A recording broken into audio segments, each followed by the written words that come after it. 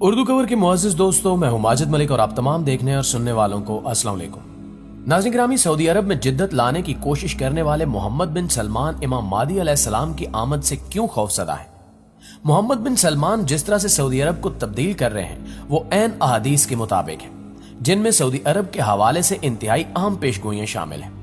سوال یہ ہے کہ قرب قیامت میں عرب کے بادشاہ کن کن اسلامی قوانین کو توڑیں گے، بادشاہت کے نام پر کون کون سے شہزادے آپس میں لڑیں گے، اور اسلامی روایات کے مطابق یہ سب کچھ کیسے اور کیوں کر ممکن ہوگا۔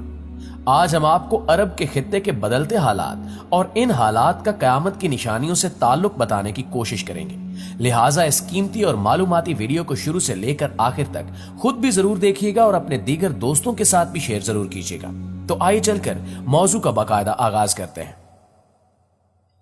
ناظرین گرامی، امام مہدی کا ظہور چونکہ عرب کی سرزمین پر ہونا ہے تو اس حوالے سے سعودی عرب کافی اہمیت کا حامل ہے۔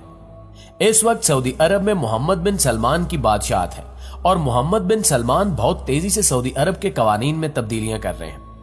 اسی سلسلے میں 2023 وین اور نیوم شہر کا قیام بھی شامل ہے، لیکن ہمارے پیارے نبی حضرت محمد صلی اللہ علیہ وآلہ وسلم نے اس کے بارے میں 1400 سال قبل یہ خبر دے دی تھی کہ عرب کی سرزمین میں کس حد تک تبدیلی رونما ہوگی۔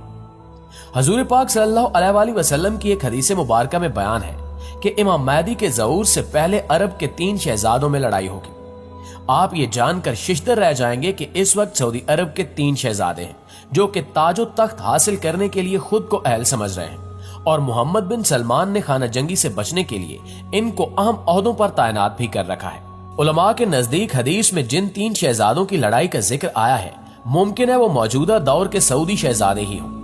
محمد بن سلمان نے کچھ اسلام مخالف اقدامات بھی اٹھائے ہیں، جن میں موجودہ رمضان میں لاؤڈ سپیکر پر پابندی لگا دی گئی ہے، بچوں کے مسجد میں آنے پر پابندی، اس کے علاوہ تراویح کی نشریات بھی بند کروا دی گئی ہیں۔ اس طرح کے اقدامات محمد بن سلمان کی شخصیت کو مشکوک بنا رہے ہیں۔ مدعا یہ ہے کہ امام مہدی کا ظہور ہوتا ہے تو سعودی شہزادے کو اپنے عہدے سے برخاست ہونا پڑے گا، کیونکہ جب امام مہدی کا ظہور ہوگا تو سب مسلمان امام مہدی کو اپنا رہنما اور بادشاہ مان لیں گے۔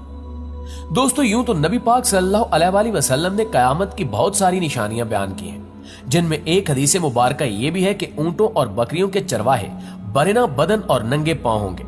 وہ ایک دوسرے سے مقابلہ کرتے ہوئے لمبی لمبی عمارتیں بنائیں گے اور فخر کریں گے۔ آج عقل حیرت زدہ ہے کہ سعودی عرب کے شہر ریاض کو ہی دیکھ لیں، فلک بوس عمارات جا بجا سر اٹھائے کھڑی ہیں، اور بلند و بالا عمارتوں کا یہ مقابلہ آج اپنے عروج پر پہنچ چکا ہے۔ دبئی میں برج خلیفہ پہلے سے قائم تھا اور اب برج العرب بننے جا رہا ہے۔ برج خلیفہ کی عمارت دنیا کی سب سے اونچی عمارت بنی تو ساتھ ہی شہزادہ ولید بن طلال نے جدہ میں اس سے بھی بڑی عمارت بنانے کا اعلان کیا، جو دھڑا دھڑ بنتی چلی جا رہی ہے۔ یعنی مقابلہ اپنے عروج پر ہے کہ عرب دنیا کی عمارتیں سارے جہان سے اونچی ہو چکی ہیں، اور جو میرے پیارے رسول حضرت محمد صلی اللہ علیہ وآلہ وسلم نے 1400 سال پہلے فرمایا تھا وہ اب پورا ہوتا دکھائی دے رہا ہے۔ ماڈرن سعودی عرب اپنا عروج حاصل کرنے کی تگ و دو میں ہے، لیکن یہ بھی کہا جاتا ہے کہ ہر عروج کے لیے زوال ہے، جبکہ کچھ ماہرین کہہ رہے ہیں کہ آنے والے دنوں میں سعودی عرب زوال پذیر ہو سکتا ہے، جس کی ایک بڑی وجہ یہ ہے کہ سعودی عرب سے نکلنے والے خام تیل کا سب سے بڑا خریدار امریکہ تھا، لیکن امریکہ نے صدر صدام حسین کو ختم کر کے تیل کی دولت سے سیراب ملک عراق پر قبضہ کیا، جہاں سے وہ لاکھوں بیرل تیل مفت وصول کر رہا ہے۔ تیل کی گرتی مانگ نے تیل کی قیمتوں کو نچلی سطح پر پہنچا دیا ہے، جس سے عرب ممالک کا سنہرا دور خاتمے کے قریب ہے۔ مگر یہاں سوال یہ پیدا ہوتا ہے کہ اس زوال کے بعد کیا ہوگا؟ دوستو، اب ذرا دوسرا رخ بھی دیکھ لیجیے۔ اللہ کے رسول صلی اللہ علیہ وآلہ وسلم کی ایک اور حدیث مبارک ہے کہ قیامت سے پہلے سرزمین عرب دوبارہ سرسبز ہو جائے گی۔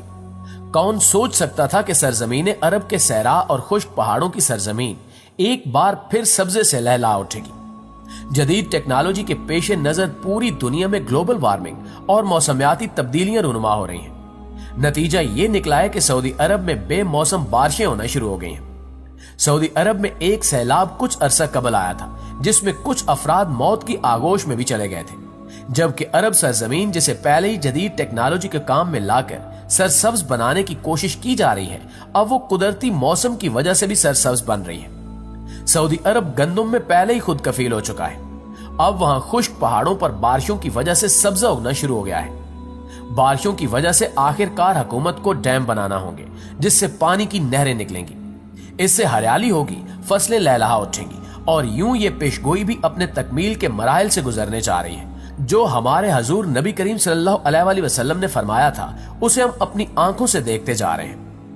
اگر احادیث مبارکہ پر غور کریں تو مشرق وسطی کے زوال کا آغاز ملک شام سے شروع ہوا، شاید عرب حکمران اس سے لا تعلق بنے رہے۔ اسی سے متعلق حدیث پاک میں ارشاد ہے، رسول اللہ صلی اللہ علیہ وآلہ وسلم نے فرمایا کہ جب اہل شام تباہی اور بربادی کا شکار ہو جائیں تو پھر تم میں سے کوئی خیر باقی نہیں رہے گی۔ یہ واضح ہے کہ احادیث مبارکہ کی روح سے شام اور اہل شام سے امت مسلمہ کا مستقبل وابستہ ہے۔ اگر ملک شام ایسے ہی تباہ و برباد ہوتا رہا تو پوری امت مسلمہ کی خیر نہیں ہوگی۔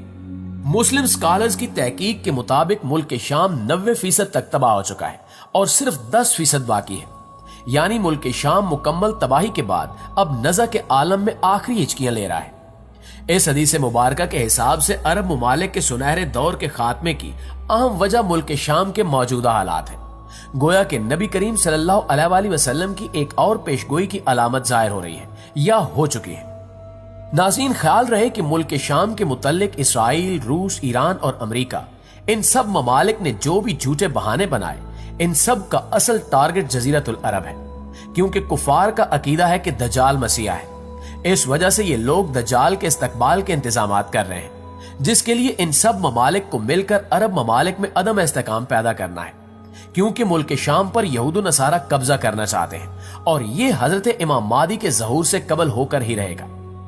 کتاب الفتن میں ہے کہ آخری زمانے میں جب مسلمان ہر طرف سے مغلوب ہو جائیں گے، مسلسل جنگیں ہوں گی، شام میں بھی عیسائیوں کی حکومت قائم ہو جائے گی، سعودی عرب، مصر اور ترکی بھی باقی نہ رہیں گے، ہر جگہ کفار کے مظالم بڑھ جائیں گے، امت آپسی خانہ جنگی کا شکار ہو جائے گی، عرب خلیجی ممالک، سعودی عرب وغیرہ میں بھی مسلمانوں کی شان و شوکت والی حکومت نہیں رہے گی۔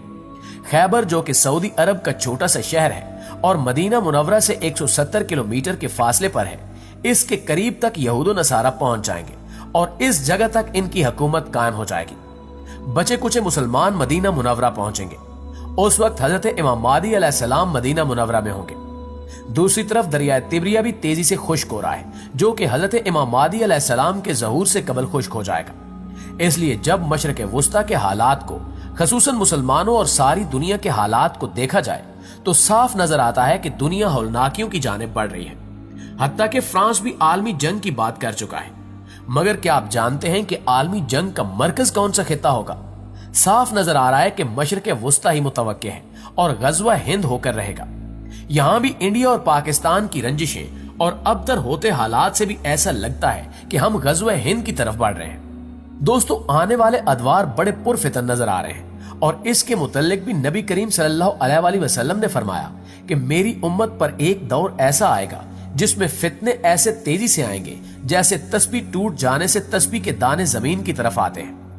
آخر میں یہی دعا ہے کہ اللہ پاک ایمان کی سلامتی عطا کرے اور اپنی حفظ و امان میں رکھے۔ موجودہ حالات کے پیش نظر اپنی نسلوں کی ابھی سے تربیت اور ایمان کی فکر کریں۔ موبائل کے بیجا استعمال سے، رات دیر تک جاگنے، فیشن اور یہودی انداز اپنانے سے اور نمازوں کو ترک کرنے سے روکیں، ورنہ آزمائش کا مقابلہ دشوار ہوگا۔ سوچئے، سمجھیے اور اصلاح کیجیے۔ انشاءاللہ آپ سے ملاقات ہوتی ہے اگلی ویڈیو میں، تب تک اپنا ڈھیر سارا خیال رکھیے گا۔ اللہ نگہبان۔